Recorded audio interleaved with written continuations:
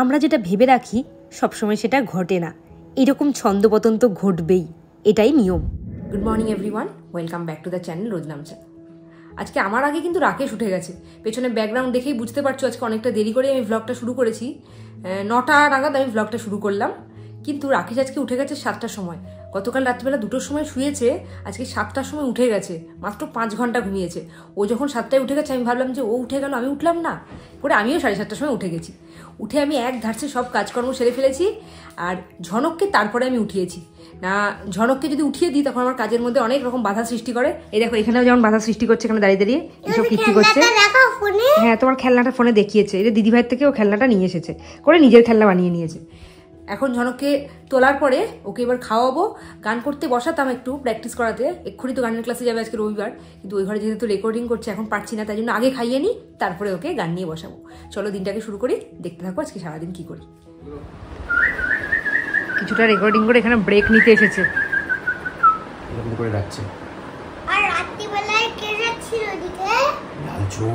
তোমার আর কতক্ষণ লাগবে?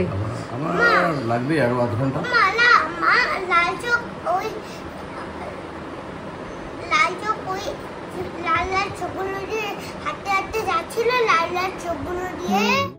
এই লাল চোখটা কিন্তু আমাদেরই তৈরি করা জিনিস।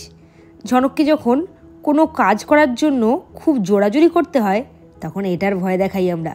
ছোটবেলায় কিন্তু আমার মাও তাই করতো, জানো। ঝনক তুই কি শুরু করলি সকাল সকাল? এখানে তো মানি ব্যাগ, কোথায় খুঁজছো তুমি? মানি ব্যাগ খুঁজছি না, তুই নাম কাজ করতে দে তাড়াতাড়ি। এই হচ্ছে একটা দুর্গাপুজোর প্যান্ডেলের অ্যাডের লিস্ট, বহরটা দেখো। এত দেখি দেখি, পুজো প্যান্ডেলের রেকর্ডিং তো শুরুই হয়ে গেছে, ওই জন্যই রাকেশের এত চাপ।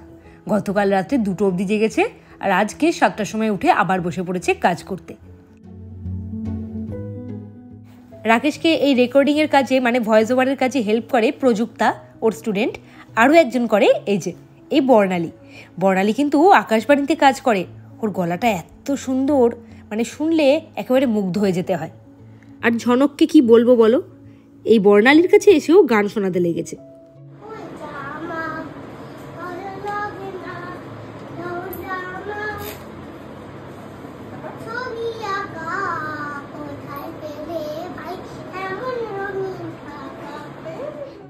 এইরকম সিঙ্গার তোমরা কোথায় পাবে বলো তো, না বলতেই গান শোনায়।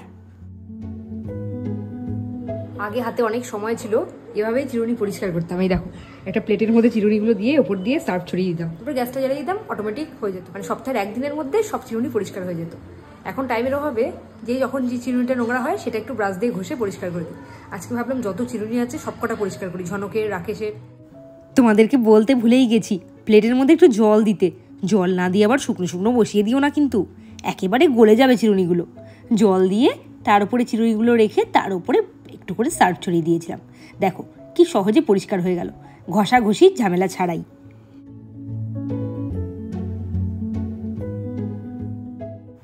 স্কুল ছুটি থাকলে এদের খেলার সুযোগ হয়, স্কুল থাকলে তো এদের খেলার কোনো সুযোগই হয় না।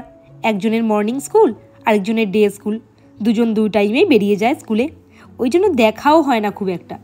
আজ রবিবার, দুজনের স্কুল ছুটি, দেখো দুটোতে মিলে কি খেলার বহর। আমি বারবার ডাকছি চল গানের ক্লাসে যাবি, রেডি করিয়ে দিই, কে শোনে কার কথা, সমানে খেলে যাচ্ছে দিদির সাথে।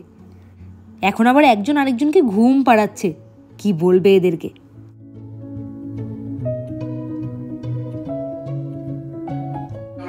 সকাল কটা বাজে দেখো, সকাল বলা যায় না, এখন দুপুর হতে চললো। আর এই যে এখন সকালে খেতে বলেছে, সকালের খাওয়া। 9টা 10-15 নাগাদ ওকে আমি জিজ্ঞেস করলাম যে আর কতক্ষণ লাগবে, তোমাদের সামনেই সেটা হয়েছে। তখন আমাকে বললো কি 1/2 ঘন্টা লাগবে এখনও। এটা হলো 1/2 ঘন্টার নৌনা। আমাদের বাড়িতে এইরকমই হয় জানো তো, যতবার জিজ্ঞেস করি আর কতক্ষণ লাগবে ততবারই বলে 1/2 ঘন্টা। হয়তো 1/2 ঘন্টা পর গিয়ে জিজ্ঞেস করলাম কতক্ষণ লাগবে, তখনও বলবে 1/2 ঘন্টা। ওর ঘড়ি ওভাবেই চলে। পরিশ্রম করে দুটো অন্ন জোগাড় করি। ফালতু কথা বলো না, তোমাকে আমি যতবার জিজ্ঞেস করতে গেছি। চুপ করো। কালকে রাতে 2টোর সময় স্নান করেছি, 2:10-15 নাগাদ, 2:30টার সময় শুয়েছি। এটা কৃতিত্বের কাজ করোনি, বীরত্বের কাজ করোনি। না কৃতিত্বের কাজ তো নাই, ওই রেকর্ডিং এর ওখান থেকে বেরিয়ে, মানে ওখানে তো এসি নেই, গরমে একদম পুরো ঘেমে নেই একাকার। ওই সময় স্নান না করলে ঘুমোতেই পারতাম না, এমন অবস্থা। তারপর আবার 7টার সময় উঠেছি, 7টা থেকেই এখন উঠলাম রেকর্ডিং করে, 7:30 থেকে 11টা। যতবার আমি জিজ্ঞেস করতে গেছি ততবার বলেছে 5 থেকে 10 মিনিট লাগবে, 10টা থেকে 11:30 অবধি বলেছে। যত দেরি করেই উঠুক না কেন, রাকেশ কিন্তু ঝনকের গানের ক্লাস মোটেই কামাই করায়নি। ঝনককে নিয়ে গেছে ও গানের ক্লাসে, আর সেই ফাঁকে আমি স্নানটা সেরে ফেললাম। আজকে ছিল শ্যাম্পু করার ডেট, মাথার মধ্যে ভর্তি করে তেল মেখেছিলাম। শ্যাম্পু করে বেরোনোর পরে আমি এই হেয়ার ক্রিমটা মাথায় অ্যাপ্লাই করি, চুলটা বেশ সফট থাকে। তোমরা শুনলে হয়তো অবাক হবে, সপ্তাহে আমার এই একদিনই মাত্র শ্যাম্পু করার টাইম হয়, তাছাড়া পারি না করতে। আর সপ্তাহ শেষে চুলগুলো মাথার সাথে একেবারে চিপকে যায়, আঠা হয়ে যায়, কী যে অবস্থা হয়। শ্যাম্পুটা করার পর মাথাটা একেবারে হালকা লাগে।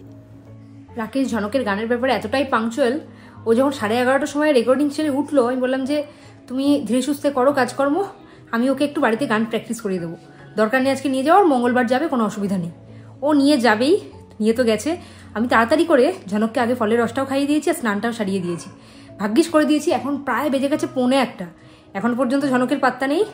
আমি স্নান সেরে সবাই বেরোলাম, পুজো টুজো করলাম, এতক্ষণ একটু বসার টাইম পেলাম।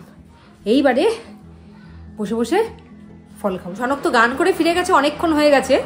আর আজকে গান করতে গিয়ে এত ভালো করে গান করেছে, ওর স্যার আজকে ওকে 2টো গিফট দিয়েছে। সেই গিফটগুলো দেখানোর জন্য অস্থির হয়ে আছে অনেকক্ষণ থেকেই। ওই দেখো, এই যে একটা গিফট পেয়েছে, দূর থেকে দেখাও। এই যে একটা গিফট পেয়েছে ঝনক, সুন্দর গান করে। এই দেখো, এর মধ্যে আবার রাধাকৃষ্ণের ছবি দেওয়া আছে। আরে এটা ফোনে দেখাও, ফোনে। হ্যাঁ, ফোনেই তো দেখাচ্ছি তোমাকে, দেখা যাচ্ছে তো ফোনে। এই যে দেখো কাণ্ডটা। আরে দেখাও, দেখাও। দেখতে পেয়েছে, সবাই দেখেছে। আর তুমি দেখতে পাবে না, তুমি এইটা দেখাও। এটাও পেয়েছে ঝনক, এইটা গিফটটাও পেয়েছে। ও তো সবসময় ভিডিও কল করলে ফ্রন্ট ক্যামেরায় দেখতে পায়, ও ভাবছে যে ফ্রন্ট ক্যামেরা। কি করে দেখবি? আচ্ছা এই দেখ আমাকে দেখতে পাবি, দেখ আমাকে দেখতে পাচ্ছিস, দেখেছিস? ওরকম করে দেখতে পাবে না, তুমি এরকম করলে দেখতে পাবে। ঝনক এখন নতুন কিছু পেলে শুধু আমার আর বাবার সাথে শেয়ার করলে মোটেই চলে না ওর, তোমাদের সাথে শেয়ার করার জন্য ও একেবারে অস্থির হয়ে থাকে। দেখলে তো আজকে কি করছে ও। রাকেশ ঝনককে গান করিয়ে নিয়ে এসেই আবার ছুটেছে বাইক সার্ভিসিংয়ে। আসলে রাকেশের বাইকটা এত হিট হচ্ছে জানি না কেন, ঝনক সামনে বসতেই পারে না, বসলেই ওর পায়ে ছ্যাঁকা লাগে। আসলে হাফ প্যান্ট পরে তো, ওই জন্যই পায়ে ছ্যাঁকাটা লাগে। খুব গরম হচ্ছে বলে যেখান থেকে আমরা কিনেছিলাম সেখানে যাওয়ার পর বললো একটু সার্ভিসিং করিয়ে। একটা সার্ভিসিং তো হয়েই গেছে, সেকেন্ড সার্ভিসিংটা এখনও না করলেও হতো, আর 15-20 দিন পর বা 1 মাস পর করলেও হতো, কিন্তু এত হিট হচ্ছে ওখান থেকেই বললো, মানে যেখান থেকে আমরা কিনেছি বাইকটা সেখান থেকেই বললো একটা সার্ভিসিং করিয়ে নিন। ওই জন্য এখন রানাঘাটে গেছে, কখন আসবে কোনো ঠিক নেই, 1টারও পরে বেরিয়েছে। আমার আর ঝনকের খাওয়া হয়ে গেছে, এইদিকে ওর এই যে খাবার ঢেকে রেখে দিয়েছি। ও তো রোজকার বিকেলের খাওয়ার অভ্যাস, অফিসে থাকলেও 3-3:30 আগে খায় না, যদিও এখন 3টে বেজে গেছে, আজকে আরও দেরি হবে। বাইক সার্ভিসিং করিয়ে এই এতক্ষণে বাড়িতে ফিরলো, 6টা বাজে। আর 15 মিনিটের মধ্যে আমরা বেরোবো, রেডি হয়ে গেছি একেবারে ব্যাগ ট্যাগ নিয়ে। আমরা যাবো হলো এখন পুজো দিতে। চাকদায় যে ওই গঙ্গার কাছে লোকনাথ বাবার মন্দির আছে, ওইখানেই পুজো দিতে যাব। অনেকদিন ধরেই রাকেশকে বলছিল একটু পুজো দিতে যাবো, টাইম হচ্ছিল না, রবিবার ছাড়া তো আমাদের সময় হয়। তো অনেকটা সন্ধে হয়ে গেল, এত সন্ধ্যের সময় গিয়ে জানি না পুজো দিতে ঠিক মতো পারবো কিনা। রাকেশ আসার সময় সবকিছু কিনে নিয়ে এসেছে, এবার যাই, যেতে যেতে তোমাদেরকে সবটাই বলবো খুলে কেন যাচ্ছি ওখানে পুজো দিতে। রাস্তায় বেরিয়েই আজকে আমাদের 3জনেরই চোখটা আটকে গেল দূরের ওই চাঁদটার দিকে। চাঁদটা আজকে এত বড় আর এত সুন্দর লাগছিল, তোমাদের সাথে শেয়ার না করে পারলাম না। এই টিকটিকিটার কাণ্ড দেখো, ও নাকি আজকে আমাদের সাথে ঘুরতে বেরিয়েছে। দেখে নাও কে এসছে আমাদের সাথে, কে যাচ্ছে।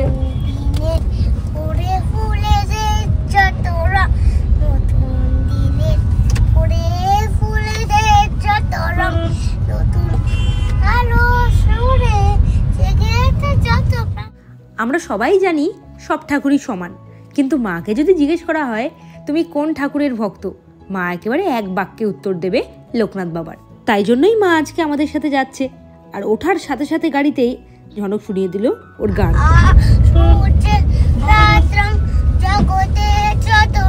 51 নম্বর রেলগেটে আমরা দাঁড়িয়ে আছি, আর এই যে ম্যাডাম। হ্যাঁ, এখন কোথায় যাচ্ছি সেটা তোমাদেরকে বলি, তখন টাইম হয়নি গাড়িতে বসে। এখন যেহেতু গেট পড়েছে তাই জন্যই বলে দিচ্ছি সেই ভাগে। আসলে আমরা এখন যাচ্ছি চাকদা ওই লোকনাথ বাবার মন্দিরে পুজো দেওয়ার জন্য। মানত ছিল, মানতটা কেন ছিল সেটাই বলি তোমাদেরকে। যখন ঝনক অনেকটাই ছোট ছিল তখন ওর চোখে একটু প্রবলেম হয়েছিল, চোখটা সবসময় এরকম কোচকাতো। তখন আমি ঠাকুরের কাছে মানত করেছিলাম ডাক্তার দেখানোর আগে যদি কোনো বড়সড় প্রবলেম না হয় বা চশমা না নিতে হয়, ওইটুকু বাচ্চা চশমা পড়তে পারবে না, অসুবিধা করবে, এটা খুলে ফেলবে, তাহলে আমি ঠাকুরের কাছে পুজো দেবো। সেই পুজোটা অনেক দিন ধরে পড়েছিল, একদম টাইম হচ্ছিল না। আজকে নেহাত একটু জোর করেই বেরোলাম পুজো দিতে, মানে আজকেও হচ্ছিল না টাইম। 6টার সময়ও রাকেশ ফেরেনি, এসে কোনো রকমের নাকে মুখে গুজে ওই জিনিসপত্রগুলো এনেছিল, তাই আমার রক্ষে। নাহলে এখন যদি জিনিসপত্র কিনতে হতো, মানে পুজো দেওয়ার যে জিনিসগুলো, তাহলে আর হতোই না। তাই জন্য এখন বেরিয়েছি, দেখা যাক ঠাকুরের ইচ্ছে পুজো দিতে পারি কিনা। ঠাকুরের ইচ্ছে বোধহয় একদমই ছিল না, জানি না কেন মনটা বেশ খারাপ হলো। এসে দেখলাম মন্দিরের গেট বন্ধ করে দিয়েছে। আশেপাশে সবাইকে জিজ্ঞেস করলাম, বললো যে 8টা অবধি খোলা থাকে। আমরা 7টা 10-15-এর মধ্যেই ঢুকে গেছিলাম, কিন্তু কেন যে আজকে এত তাড়াতাড়ি গেট বন্ধ করে দিল কে জানে। মনটা বেশ খারাপ লাগছিল। ঠাকুরের দর্শনটা পর্যন্ত করতে পারলাম না, গেটটা বন্ধ হয়ে গেছে বলে। এইবারে শোনো ঝনকের কথা। লোকনাথ বাবা ঘুম পেয়েছে, ঘুমিয়ে পড়েছে। তাই জন্য আমরা এখন পেয়ারা মাখা খাচ্ছি।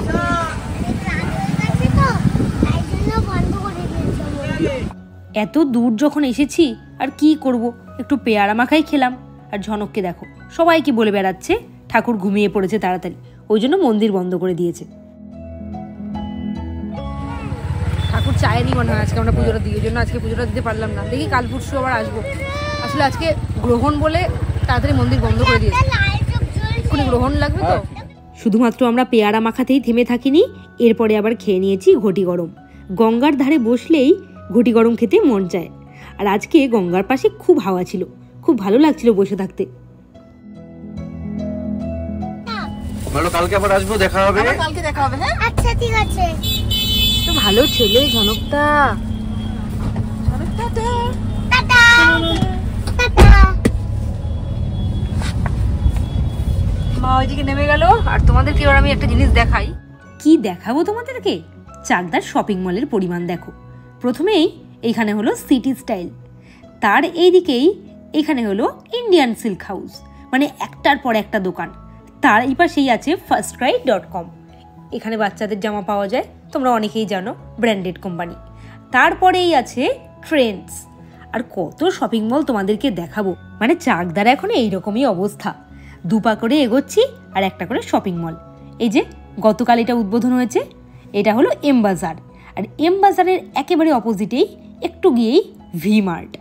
আমরা তো এখান থেকে দেখালাম, মানে সিটি স্টাইল থেকে।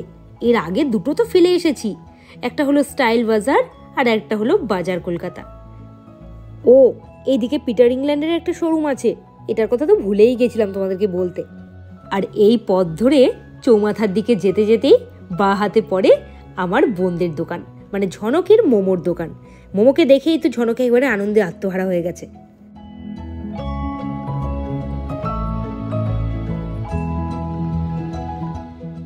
আমার খুব আফসোস ছিল যে পালপাড়ায় একটা ভালো পার্লার হলো না। সেই আফসোসের কথা হয়তো কেউ বুঝতে পেরেছে। পালপাড়া পালেশ্বরী সুপারমার্কেটের মধ্যেই আজ উদ্বোধন হলো একটা সুন্দর ইউনিসেক্স পার্লারের, যার নাম রবিন্স ইউনিসেক্স বিউটি লাউঞ্জ। এইখানে আমাদের ইনভিটেশন ছিল, এসে দেখছি একেবারে পারফেক্ট টাইমে আমরা পৌঁছেছি, কারণ তখনও ফিতে কাটা হয়নি। এই ওপেনিং অনুষ্ঠানে দুজন মেগা সিরিয়াল খ্যাত অভিনেতা এবং অভিনেত্রী ছিলেন, তার মধ্যে একজন হলেন আমাদের চাকদারি ছেলে, ওনার নাম বুয়াদা। প্লিজ সার্ভিস নাও এখানে, এত সুন্দর সেলুন পার্লার যাই হোক না কেন সেটা ভীষণই ভালো লাগছে। সার্ভিস আই গেস খুবই ভালো হবে। আমি রিকোয়েস্ট করবো সবাই প্লিজ রবীন্দ্রের কাছে এসো আর এই পার্লারটাকে সাকসেসফুল বানাও। ঝনক কিন্তু এখানে এসে একেবারে জায়গা মতো চলে গেছে। ওই দেখো পিছন দিকে এক আঙ্কেলের কোলে কিছুক্ষণ আদর টাদর খেয়ে নিল, এইবারে ফটোশ্যুট করতে দাঁড়িয়েছে।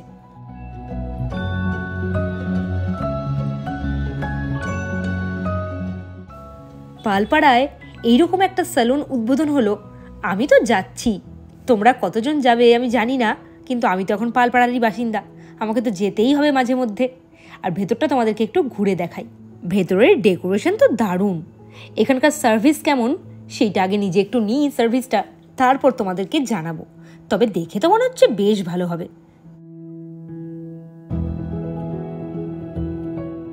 আজ হলো পূর্ণগ্রাস চন্দ্রগ্রহণ।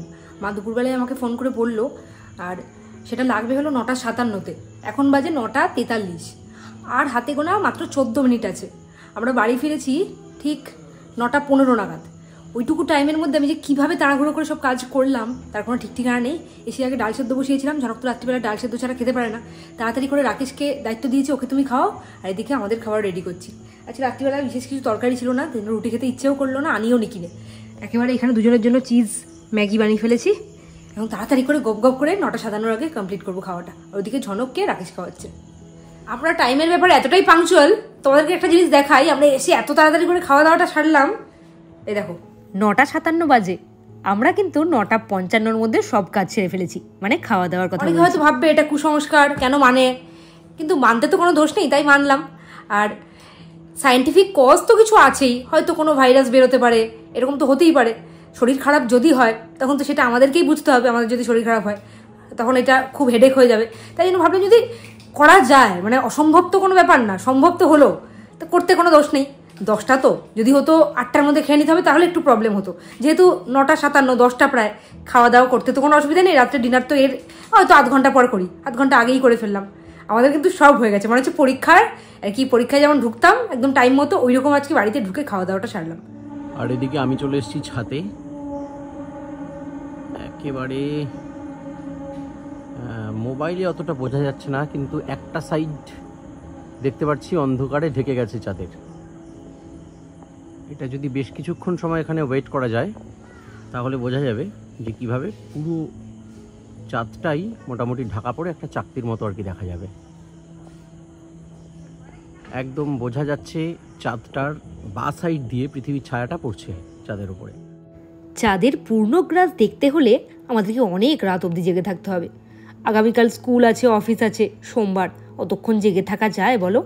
তারপরে আবার এডিটিংয়ের কাজ আছে।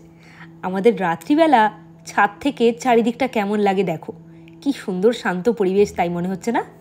চলো আজকে তাহলে ছাদ থেকেই তোমাদেরকে গুড নাইট জানাই। গুড নাইট, আবার কালকে একটা নতুন ভ্লগে তোমাদের সাথে দেখা করব। টাটা।